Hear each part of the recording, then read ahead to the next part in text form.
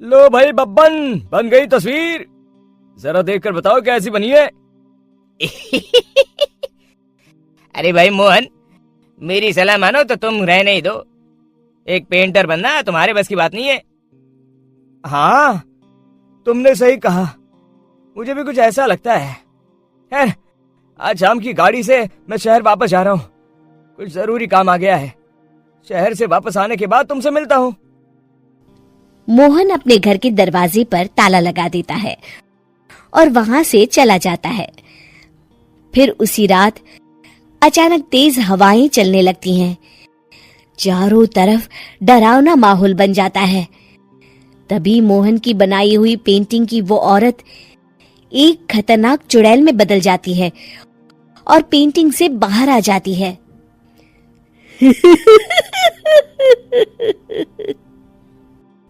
चुड़ैल घर के बाहर चली जाती है। वहीं दूसरी तरफ दो चोर लाला सुखीराम के घर से चोरी करके भाग रहे होते हैं। दोनों भागते भागते गांव के चौराहे के पास पहुंच जाते हैं।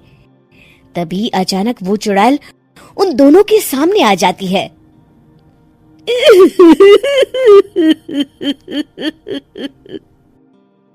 अरे मर गया रे, ये चुड़ैल कहाँ से आ गई? अरे मैंने तो तुझसे पहले कहा था कि आज अमावस्या की रात है, आज हमें चोरी नहीं करनी चाहिए। हाँ भाई बिल्ला, तुमने बिल्कुल सही कहा। जरा इसके दांत तो देखो, कितने बड़े हैं। चुड़ैल उन दोनों की तरफ बढ़ती है। अरे चुड़ैल दीदी, तुम चाहो तो ये सारे पैसे और जेवर ले लो, लेकिन हम दोनों को कुछ मत करना।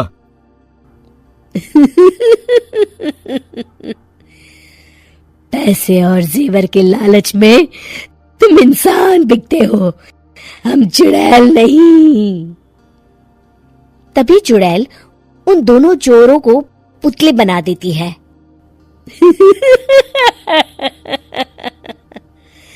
मैं किसी को नहीं छोड़ूंगी, अब कोई मुझसे नहीं बच सकता।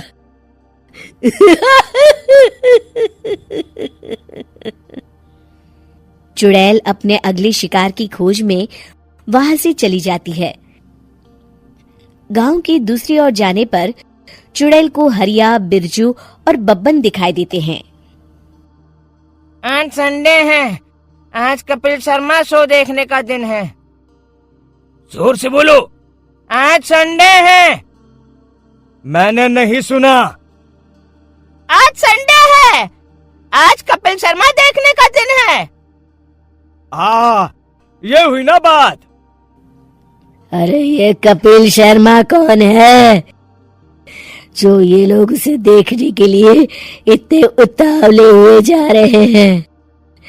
खैर, मुझे क्या, मैं अभी इन दोनों को मसाज चखाती हूँ। चुड़ैल तेजी से उड़कर उन तीनों के सामने आकर खड़ी हो जाती है।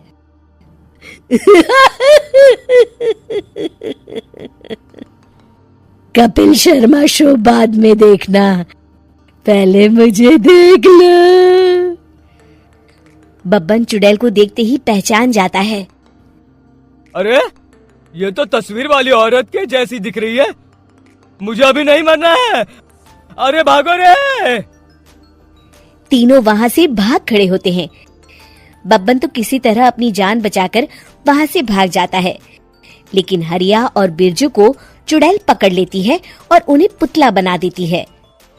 फिर चुड़ैल बब्बन को पकड़ने के लिए उसका पीछा करती है, लेकिन बब्बन उसे कहीं नहीं दिखाई देता। अरे वो मोटा तो बड़ा तेज भागता है, शायद उस तरफ गया होगा। बब्बन एक दीवार के पीछे छुपकर बैठ जाता है और चुड़ैल उसके सामने से आगे निकल जाती है। बाल बाल बच गया। अगली सुबह बब्बन सभी गांव वालों को सारी बात बता देता है। फिर उस चुड़ैल के डर से रोज शाम होते ही पूरे गांव में सन्नाटा छा जाता था और कोई भी अपने घर के बाहर नहीं निकलता था। अरे ये क्या हो गया, इतनी देर से घूम रही हूँ, अभी तक एक भी आदमी नहीं मिला। अरे कहाँ मर गए सबके सब? चुड़ैल वहां से चली जाती है। इस तरह कुछ दिन बीत जाते हैं। फिर एक दिन मोहन गांव वापस आता है। बब्बन उसे बताता है कि उसकी बनाई तस्वीर से एक चुड़ैल बाहर आ गई है। मोहन समझ जाता है कि ये कोई आम कागज नहीं है। वो जो भी उस कागज पर बनाएगा वो असलियत का रूप ले लेगा। अरे मोहन भाई, अब तुम क्या करने वाले हो? मेरे पास एक बहुत बढ़िया तरकीब है। मैं इस कागज पर उस चुड़ैल की एक ऐसी तस्वीर बनाऊंगा जिसमें वो तपती धूप के नीचे खड़ी दिखाई देगी, और फिर जैसे ही सवेरा होगा वो चुड़ैल इस कागज से निकलकर बाहर चली जाएगी और सूरज की तेज धूप में जलकर राख हो जाएगी। मोहन बिल्कुल वैसे ही तस्वीर बना देता है और जैसे ही सवेरा होता है वो चुड़ैल कागज से निकलकर बाहर धूप में चली जाती है और सूरज की गर्मी बर्दाश्त नहीं कर पाती और जलकर राख हो जाती है।